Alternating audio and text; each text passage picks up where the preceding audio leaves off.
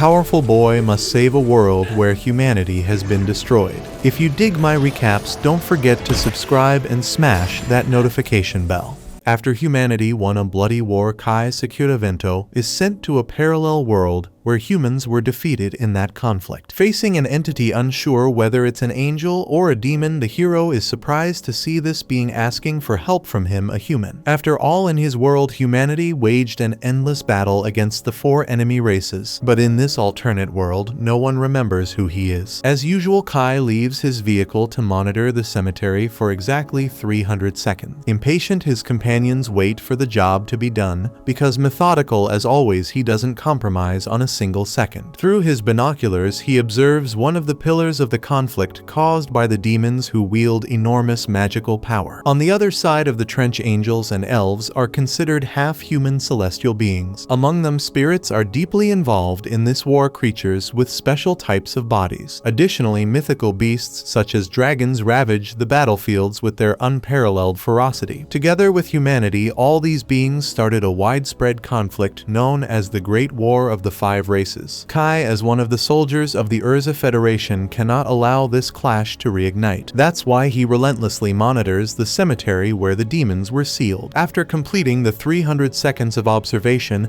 the young soldier returns to the Urza vehicle and leaves. Frustrated, Ashran remarks that no demon has escaped the seal in 100 years, but Kai emphasizes that their job as the Human Protection Agency is to ensure that it never happens. Ashran argues that there are 4 cemeteries like this around the world, and it doesn't help if they're the only ones taking this job seriously. His colleague has no doubt that everyone gives their best to do a good job, because a demon escape would cause an unprecedented catastrophe. Saki, the woman on the team, tries to calm their friend, making it clear that everything is peaceful, but he doesn't want to lower his guard for a moment. After the trip, they return to Vishal and the Urza Federation, where the branch that employs the 3 of them is located. In one of the training sessions, alongside an unconscious Ashran, Kai uses a mythical beast-type machine dummy, and is warned by the system that it's extremely risky to fight an opponent of this level as a low-ranking soldier. Ignoring the warning, the soldier attacks the mechanical beast's ankle, but causes no damage. When the dragon is about to swallow him, Saki turns off the robot and ends the combat training. Worried, she warns that he will end up dying if he continues at this insane pace, but Kai believes he needs to push his limits to make the practice worthwhile. For these reasons and others, the girl believes that this boy would have gone down in history if he had been born in the era of the Great War of the 5 races, just like the Prophet Sid. Kai feels honored by the compliment, but doesn't see himself worthy of such an achievement. As much as the legend is praised among humans, the girl can't imagine that just one man defeated these 4 heroes. The demon heroine Dark Empress Vanessa, the celestial lord Alfreya, the spirit sovereign Rikujin Kyoko, and the lord of mythical beasts, the Fang King Wrath. Despite his partner's disbelief, Kai asserts that Sid emerged victorious from this war because of the shining sword given by the prophetic god Arsla Salaka. Nevertheless, she points out that there are no photos or videos of the human hero, unlike all the others, so she remains skeptical about Sid's existence. That said, she goes to give Ashran a wake-up poke in the ribs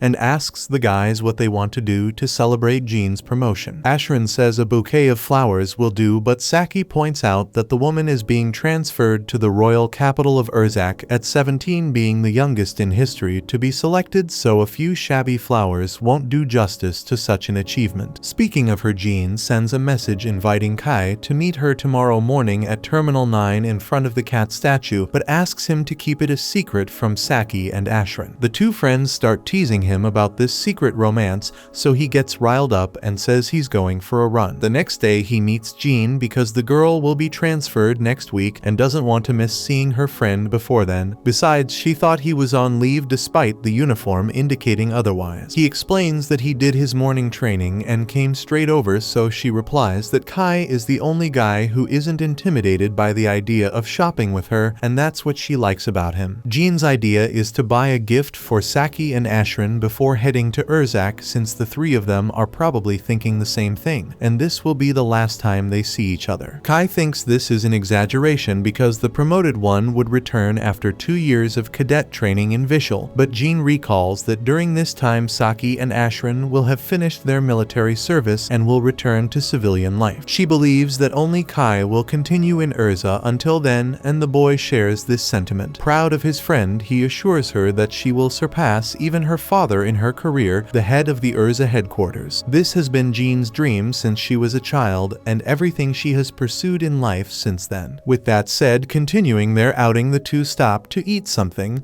while the girl thinks about what to get for their friends. After deciding, she thanks Kai for his company. During this conversation, she remembers when the boy got lost in the demon cemetery at 10 years old, when his father took him there for inspection. When he got home that day, Kai said he saw Sid's sword. He vividly remembers that day when he fell into an absolute void surrounded by those terrifying creatures, until in his free fall, a shining sword illuminated the path and attracted the touch of the young Kai Sakura. Despite the trauma, Kai never shared this story with anyone else, believing no one would believe him. Since that incident, he felt a personal responsibility to ensure those demons never escape the cemetery. Because of this mindset, Jean believes the young man will still be with the Agency for the Protection of Humanity in 2 years. Speaking of which, she asks him what he thinks the future holds beyond those 2 years. But before he can answer, Kai sees the world around him slowly crumbling. Amidst this static distortion, some sort of system announces that global reincarnation has been activated. With that, Kai Sakura Vento is transported to an alternate world where the buildings in his city Vishal had all been destroyed and a dark, war-torn environment had taken over. Above it all, a gigantic demon appears behind the buildings and attacks him with its magic. Managing to escape death, and without time to reflect on everything, Kai runs towards his rifle and fires at the demon's new spell with a modified elven bullet, cancelling the spell and surprising his opponent. Enraged, the creature charges at the man again, requiring great dodging skills from Kai, who manages to overcome the obstacles and strike the enemy with his bayonet. The demon's skin was extremely tough, rendering the blade useless. However, the Urza soldier fires again at the demon, this time with a modified draconic bullet that reproduces the breath of mythical beasts. After causing a tremendous explosion in the target's body, Kai takes pride in having executed the moves he trained to defeat a demon. Indignant, another evil entity appears, unable to believe a human defeated one of its kind, and Kai notices that the being can speak human language surprisingly well. The demon emphasizes that the easiest way to command a slave is by communicating in their language, and this statement shocks Kai, making him realize he must be the scum of this world. The demon senses danger in the boy and conjures a spell to kill him until Saki arrives with the Urza jeep, throws a flash grenade at the entity, and saves her friend. With that done, Kai shouts his friend's name, but Saki doesn't know why this stranger knows her name. Similarly, Kai approaches Ashran, but he also doesn't know who the boy is. Not understanding anything, the protagonist recalls that the three of them were part of the same unit at the Agency for the Protection of Humanity. But Saki also doesn't know what agency that is because she's a soldier of the Resistance, the rebel human army. Increasingly confused, Kai asks what happened to this world,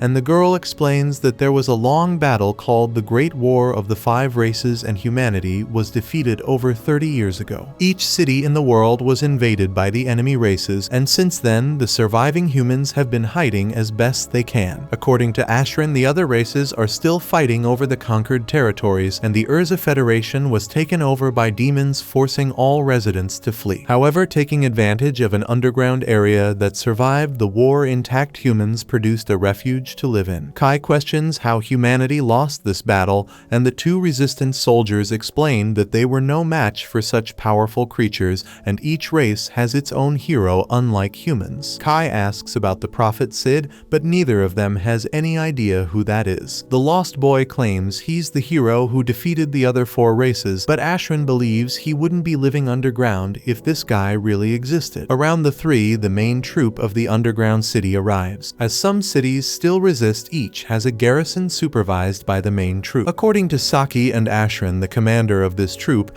and the resistance is seen as a savior by the people of the Urza Federation. His name is Jean, an empathetic and charismatic leader embraced by human civilization. Among the commanded, Jean asks who the unknown soldier is, and while his colleagues explain, Kai is speechless, realizing that even his best friend doesn't know who he is. The boy can't let it go, so he shouts Jean's name and remembers that the two were shopping just a few minutes ago. The commander asks what this story is because he doesn't know this soldier, then turns back and heads to a scheduled meeting. Not satisfied, terrified Kai questions why his friend is pretending to be a man, as her dream as a daughter was always to surpass her father's career. Phelan, one of the leader's subordinates, grabs Kai by the wrist, but Jean asks her to release him. After the commander's departure, Saki asks what's going on in the kid's head, and Ashran lends his room to the boy to rest a bit and get his mind in order. Upon arriving at Ashran's house, the visitor to this world can't think of anything other than why all this is happening to him. No matter how much he reads the documents, the only missing records are his and Sid's. What Kai doesn't understand is that if Prophet Sid never lived, there shouldn't be the 4 cemeteries to seal the 4 races. The next day, Kai questions his old friends about the cemeteries, but they know nothing of the sort. Faced with this, Kai borrows the car and promises to return by noon. Despite Saki's protests, Ashran reflexively tosses the key to the stranger, and Kai heads for the chaotic destruction of Vishal until he reaches the cemetery he monitored in the original world. As he approaches the entrance, he encounters Prophet Sid's sword and wields it. A voice from the weapon decrees that the bearer of this relic has now become the code holder. With that, Kai is taken to a place where an angelic being yearns for help. With some effort, the woman manages to say her name is Rin. Despite the inhuman situation in which this entity finds herself, Kai doesn't want to risk freeing a demon, but since he can't just leave her behind, he hopes she won't attack. He uses his blade to break the chain, but nothing happens. He tries his rifle, but not even a shot causes any damage. With that, Kai imagines he could use the sword he found in the cemetery, and even though it wasn't his intention, Sid's weapon manifests in his hands, making it clear it's the way. With a simple strike, the chains shatter, returning freedom to the prisoner. Regaining consciousness, Rin is startled and pulls away from the human's lap, then angrily shouts the name Vanessa, demanding her return and claiming she hasn't lost this fight. Disregarding Kai, Rin declares she cannot be defeated by a mere lackey demon and attacks the human. After dodging the first spell, the combatant sees a large mass of magical energy forming in front of him, ready to fly at him, when the system's voice indicates that the code bearer must cut off the fate of death. Using his blade, the young human slashes the entity's spell in half, leaving her incredulous. Rin questions how a weak demon could destroy her attacks, so Kai turns his back to prove he is human, as he has neither wings nor a tail. Realizing the situation, Rin apologizes for her behavior, explaining that her hatred for demons makes her act impulsively. As Rin claims not to be a demon, Kai asks about her species, but the woman doesn't seem comfortable with the question and asks to leave it aside. Accepting the terms, Kai now wants to know where they are, but Rin herself doesn't know, as she was fighting Vanessa and simply ended up there. Alarmed, the human asks if she's talking about the Dark Empress and heroine of demons, as that's no ordinary rival. Rin affirms she is capable of devastating an entire army of demons, but emphasizes what she just saw from this young boy. After all, he destroyed one of her spells. Kai was about to explain that the responsible one was the sword he carried, when in the meantime a robotic woman announces that the singular destiny entity has awakened, and that its threat level to the new established world is gigantic. For this reason, the robot initiates the sealing through last risers. With that said, the machine attacks Kai and Rin with all its might, and as the structure around them is shattered, they try to keep their distance, but the machine uses its portal to reach the targets and grab Rin. After doing so, it initiates Code 0, where magical orbs are conjured and injure the victim's body. Seeing this before his eyes, Kai refuses to stand still and reacts with Sid's sword cutting the metallic claw that held the singular destiny entity in half. The machine is stunned upon seeing the forbidden sword,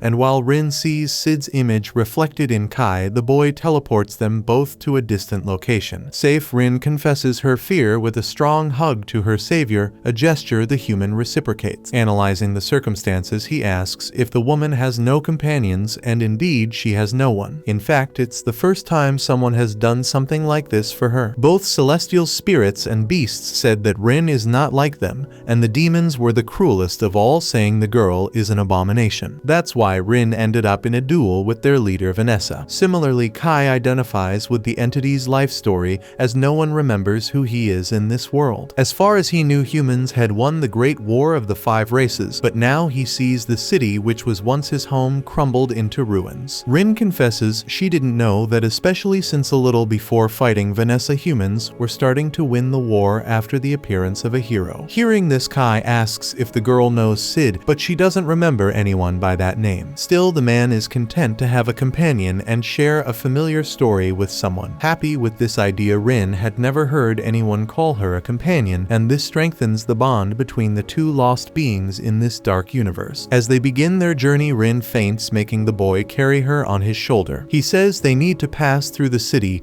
and though she doesn't generally trust humans, she trusts Kai, so she goes with him. Later, already lying in bed, Kai feels the weight of his own body after the torturous day. As if that weren't enough, on the way to the city, Rin panicked in the car, and though she can hide her wings from the people, she still draws much attention with her strange behavior. Hearing Rin singing in the shower, Kai never imagined that other races knew how to sing. Suddenly, she runs out in a towel to alert him that the water has stopped flowing. Speaking of which, she considers humans very unfair for having this hot water to bathe in, while all her life she had to bathe in the cold waters of rivers and lakes. Furthermore, Kai's bed is so soft, while she spent her entire life sleeping on underbrush and rocks. However, as she herself saw on the surface, now this human city has turned to ruins, just as the man had said. Even he finds it hard to believe he's in a world where the historical outcome of the Great War has been reversed. Rin bets they will find a way out of there and return to the world they came from, and for now hope is the only thing they have. When it's time to sleep, Rin lies in a warm bed for the first time while Kai tries to rest on the floor as best he can. However, his rest is interrupted when the girl alerts him to the strong presence of magic in the surroundings, firmly stating that there's a demon nearby. In fact, the city's sound system announces an enemy attack is happening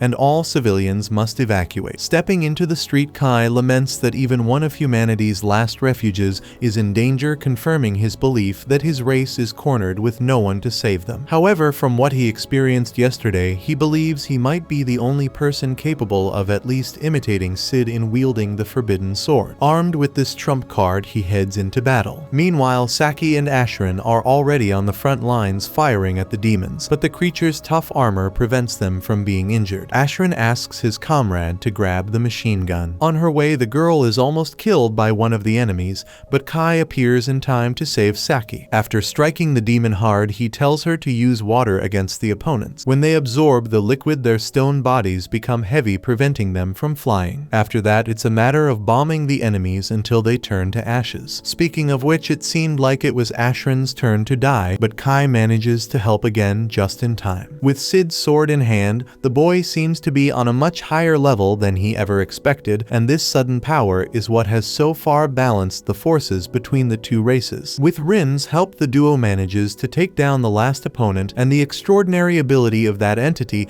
makes the human realize she could indeed face Vanessa. Even so, part of the city is devastated and structures housing the population are in flames. Terrified, Saki and Ashrin arrive with 1,000 questions about how Kai was able to do all that. He reveals that he came from a world where humans won this conflict, and the fighting style from his world, along with special ammunition, are technological advancements that helped secure this victory. The two fighters from this universe were about to question the crazy story, but suddenly Ashrin is informed by the surveillance team that 2 demon scouts escaped. Without delay, the fighter runs to alert the headquarters, already foreseeing the worst, because now the demons know where the refuge is and will return with even more units next time. Saki asks Kai to accompany them to the HQ because Jean could use his strength in this war, so he agrees. On the way, Kai asks if the rebel army HQ of the Urza Federation isn't in the ruined royal capital, but Ashrin believes that precisely because of this, the demons would never think humans are there. Saki explains that this idea came from the former commander Jean's father, who retired 2 years ago due to an injury, passing the title to his son. Sometime later at headquarters, the officers can't believe the man, and the entity came from an alternate world where the war was won, and Jean wants to know the relationship between her and Kai in this different world, since he spoke to her as if he knew her. Kai then explains they were childhood friends, and Jean always said she wanted to be like Og and Jur. Hearing these names, Jean is shocked and ends the meeting right there. At night, Phelan knocks on Kai's door to inform him that the commander is waiting for him. Upon arrival, the boy sees his friend without her male disguise, and she reveals that only Phelan and the veteran directors know she is a woman. She then expresses surprise that Kai knows the nicknames of her father and grandfather Og and Jur. For this reason, despite not believing everything, she considers the possibility that the stranger is telling the truth and asks for his help to contact the other 5 resistance centers and encircle the demons intending to invade the Neo-Vishal refuge. Rin argues that even if the mission succeeds, it would only provoke the demons further, who would retaliate with even more force,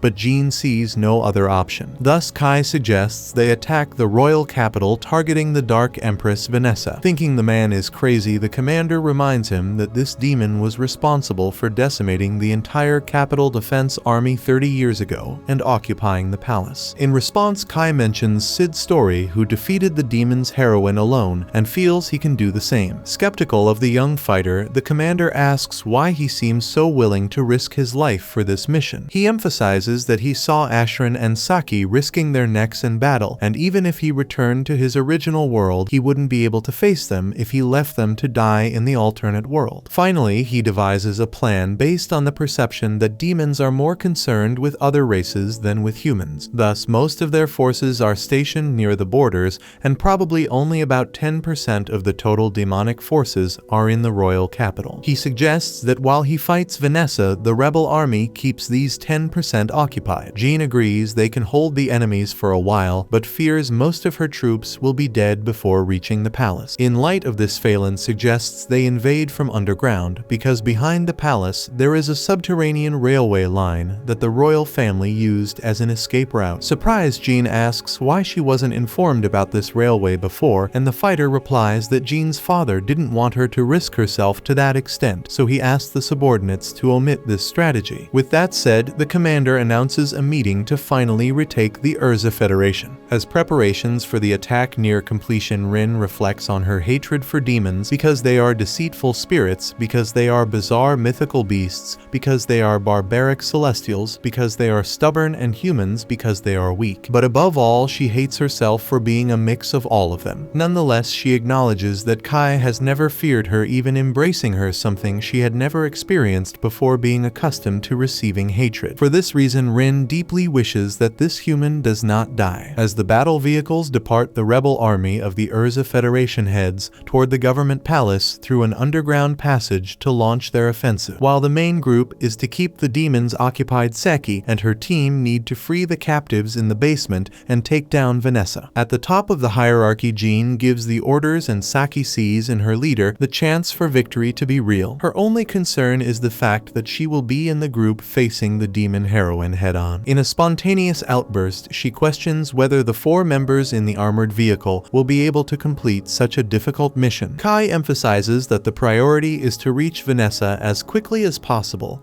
and hold out until reinforcements arrive, not to storm the palace like Rambo and take out the enemy leader with a bow and arrow. Moreover, Kai has already demonstrated his strength in the previous conflict and trusts only Saki and Ashran to accompany him on this mission. Saki doesn't seem any calmer hearing this, so Rin pats her head to try to make a difference. Surprised, Saki calms down. The entity points out that she is also powerful enough to face the enemy forces, although Vanessa is a formidable opponent. If the Empress of Darkness insists on not dying, Rin is prepared to self-destruct and take the demon along. Unfortunately, this last part doesn't seem to have made Saki any calmer. Similarly, Ashran confesses to being worried since no one knows what the palace will be like when they arrive, especially with the rebels moving with so many people, making it easier for them to be discovered by the enemies. Regarding this, Kai reminds them that demons are sensitive to magic and that humans do not possess magical power, which could camouflage the men until they reach the target location. Ashran calms down a bit at this information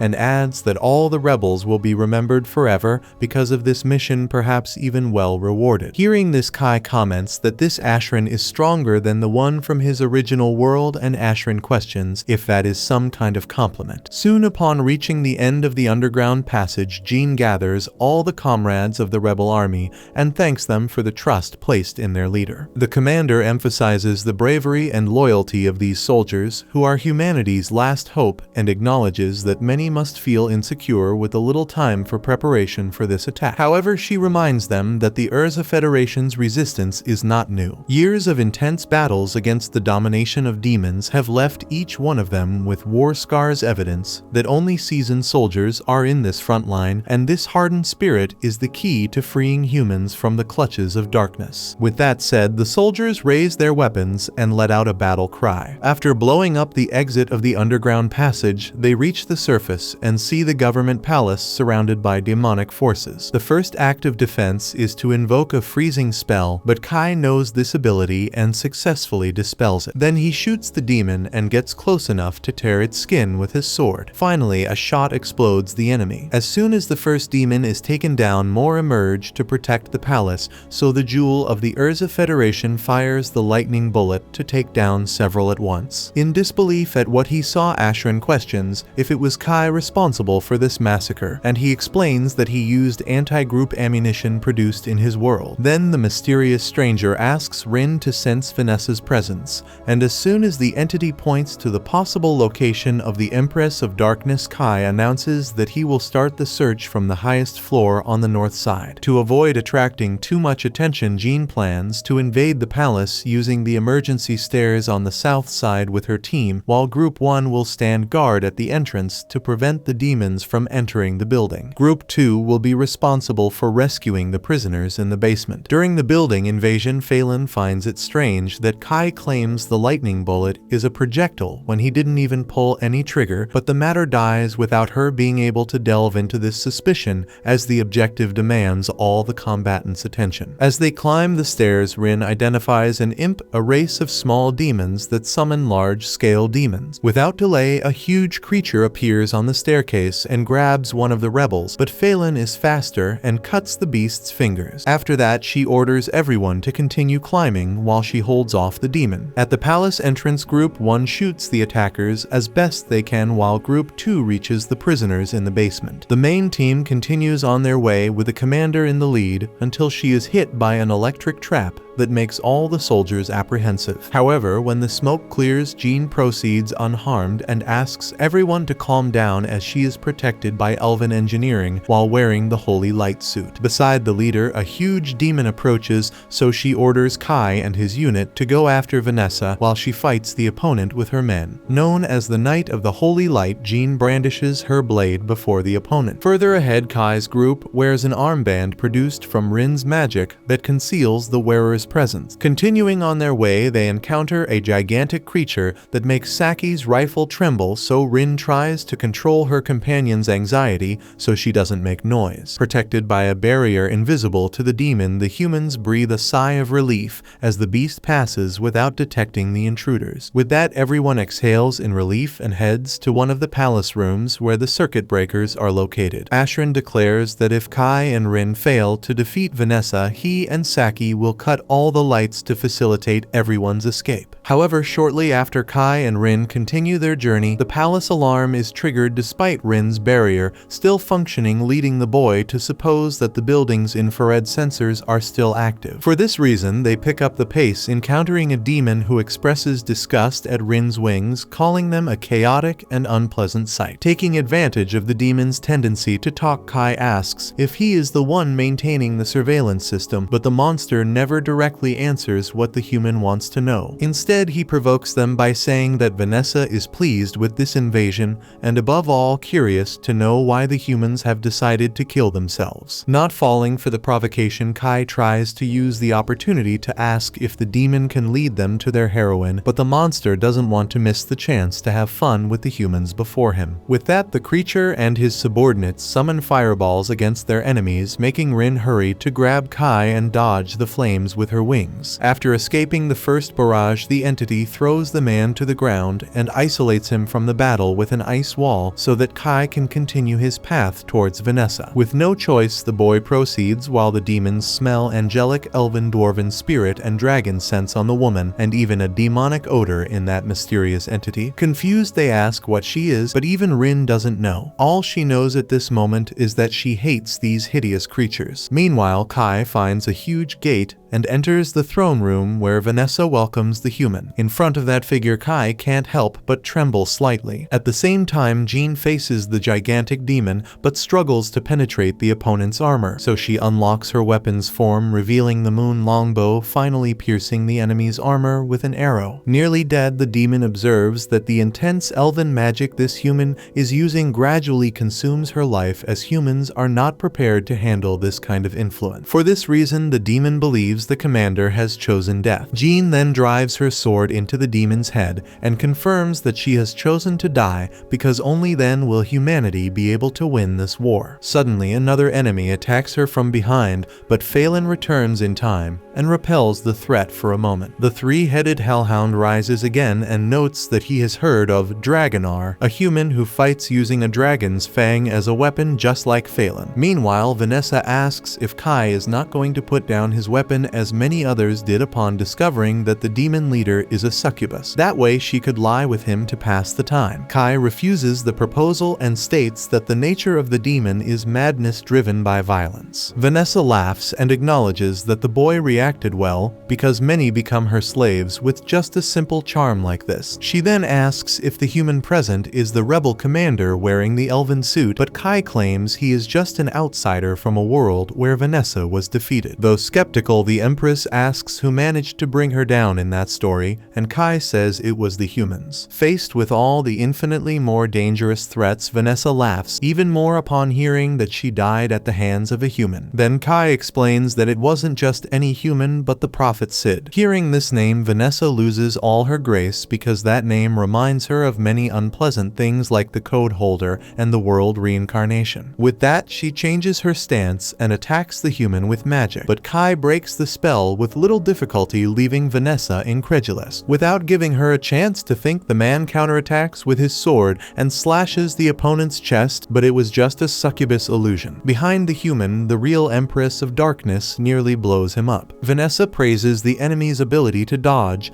and the weapon he carries, which besides nullifying magic unleashes an attack similar to a dragon's breath. This makes her start to believe that this individual really came from another world. More cautious, she invokes Glory, a purgatory in the form of flames that pulverizes the wall behind the human, but Kai manages to escape. Irritated, she promises to end the fight by conjuring the chaos explosion, which shatters the entire building's floor in a devastating blast, shaking every part of the structure. Sovereign in the skies, Vanessa assumes there is no being capable of escaping this attack unless it is a hero of the 5 races. However, Kai Sakura Vento remains standing before her. Frightened, Kai imagines that Sid's sword saved him once again. Then Rin arrives with several wounds after fearing that Kai had died, until a portal opens in the sky and metallic claws hold Vanessa. A metallic voice announces that it detected unexpected fluctuations in the demon heroine after Vanessa heard the word Sid. For this reason, the robot initiates an excision by Last Riser to erase Vanessa's code from the world, but the Empress of Darkness reacts with the Glory ability. According to the succubus, she will not be defeated by a mere Alfraya hound. Taking tremendous damage, the robot retreats back to the portal, leaving Kai and Rin terrified by the strength the demon heroine demonstrated. Rin notes that Vanessa has always been strong, but the one from the other world was not as terrifying as this one. Irritated, the Empress notices that some wounds on her body are not healing, but that doesn't change the fact that she is going to crush the 2 opponents before her.